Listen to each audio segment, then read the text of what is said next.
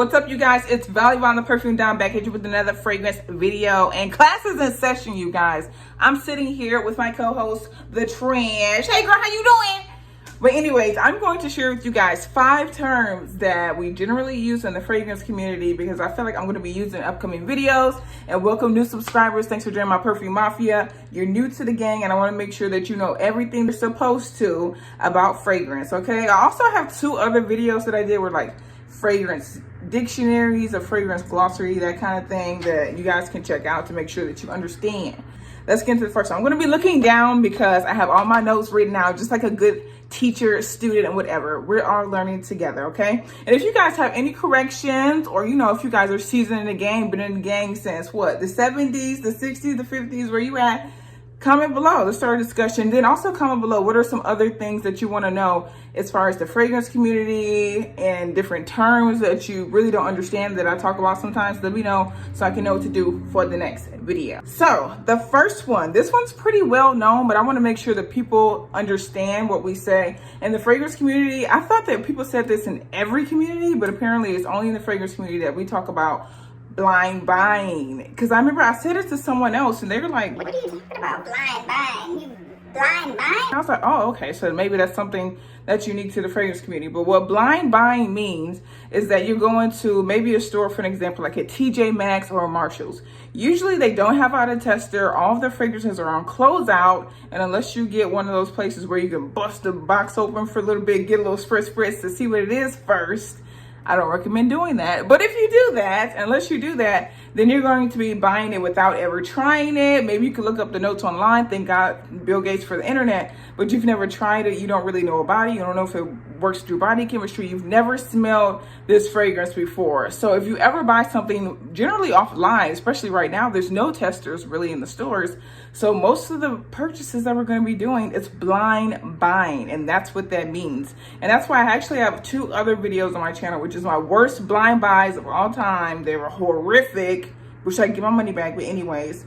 And then my best ones, because sometimes it's a fail, but as you do it more and more, then you get a little bit better at it and being able to pinpoint which fragrances work best for you. And that's why I love to do these reviews for you guys of different fragrances too. So if you see it out and about, you can be like, okay, she said this one was really good, this one worked well, this one lasts. So that's what blind buying means. Okay, the next one that we have is going to be scrubber. It's called scrubber. Why did I say it like that? Scrubber. Scrubber is a really, really funny one because this is kind of like a gimmicky, like a funny word. But this pretty much means when you get a fragrance, usually it's due to a blind buy. You haven't tried it before. You get it home, you spray it on yourself, you're trying it out, and it's just revolting. It's gross. You don't like anything about it.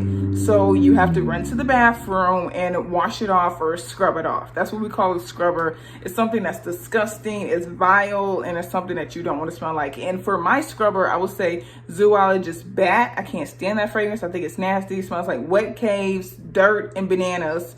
3 things that I never ever want to smell like in this life, God willing. So that's a scrubber for me, and it's a few other ones too, but that's what that means when someone says it's a scrubber. That means run for the hills, because if they don't like it that much, then you probably won't either. Okay, the next one that we have is going to be animalic. I know that you guys see this a lot when you're looking up notes for fragrances. Say if you're out and about to blind buy something, you probably see animalic. Animalic simply means how it sounds, but it's not so simple. So an animalic fragrance is going to be something that is made from animal notes, but it expands a little bit more, and the definition is different depending on who you ask. But the most common 3 notes from animalic smells are going to be civet, and it's kind of nasty, but it's going to be the anal glands. It's a smell it's a smell that comes from the anal glands of cats, like wild cats, civet.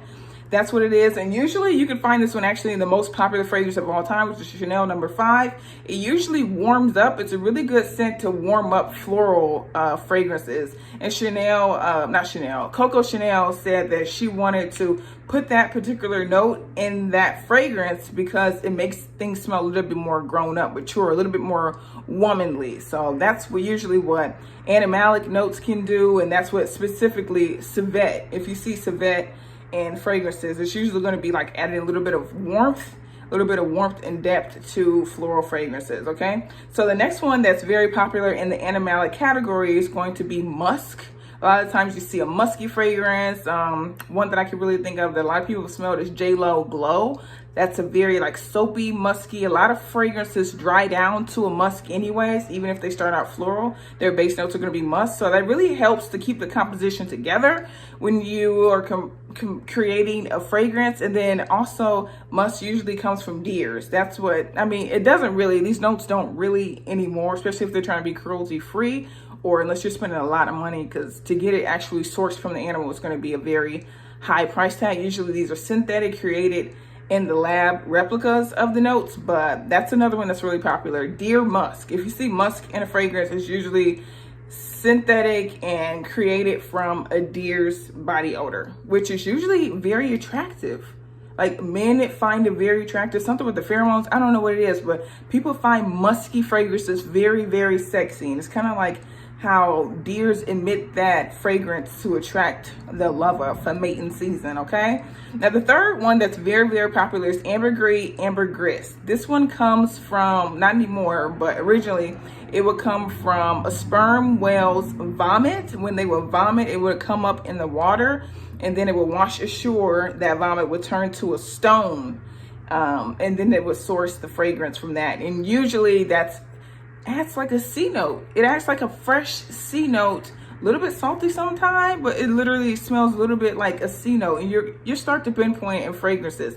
That's what ambergris smells like in different fragrances. So those are the top three, but sometimes animalic can also apply to things that are byproducts of animals. So for instance, a bacon fragrance. Yes, there are bacon fragrances. Of course, comes from a pig. So sometimes people will say that's animalic. I don't know if this is true or not. Some people say that, some people don't. You know, it's up for debate. Now, another one that people will say is things like leather or suede. Some people will say that those are animalic as well, or can kind of get into the realm of smelling like a barn house, a barnyard. What's it called? A barn? I don't know. Anyways, I haven't been on the farm in maybe 20 years, but it was fun when I was there. But anyways, so those are pretty much the animalic main notes that you're going to smell. It usually adds some warmth. Sometimes it can lean musky. Sometimes it can lean a little bit salty, fleshy a little bit. But yeah, those, it can turn either way, but that's the main ones. When you see animalic in fragrances, that's usually what it's going to smell like, okay? The next one that we have, a term that we're going to discuss, is called soliflare. I think that's how you say it. Is that soliflore? Soliflare? I don't know. Anyways, this fragrance is going to be a replica of a one-note flower. Like a one-note fragrance targeting one flower. Does that make sense?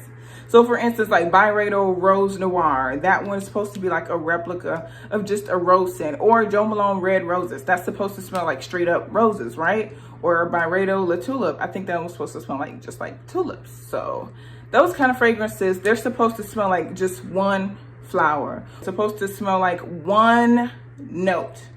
It's supposed to smell like one note, and more particularly one floral note, okay? So, but the interesting thing about this is that most of these fragrances, though they smell like just one note, they're usually comprised of over 200 ingredients to make that one note. Isn't that so funny that nature can just do it, just grow it? But we're sitting up here in the lab with a pen and a pad trying to get this freaking fragrance off. But sometimes we get it right, sometimes we don't. But that's what that is, and it's called soliflare. Now, the last term I want to share with you guys is going to be one that you see a lot on more like designer scents, especially. So this is not just like for the niche realm. This is going to be the term called absolute. You've probably seen like, you have like the main fragrance, and then sometimes they come out with a flanker that says this fragrance plus absolute. Like, I don't know if this is a good example because it's not really absolute, but whatever. But Versace Bright Crystal Absolute.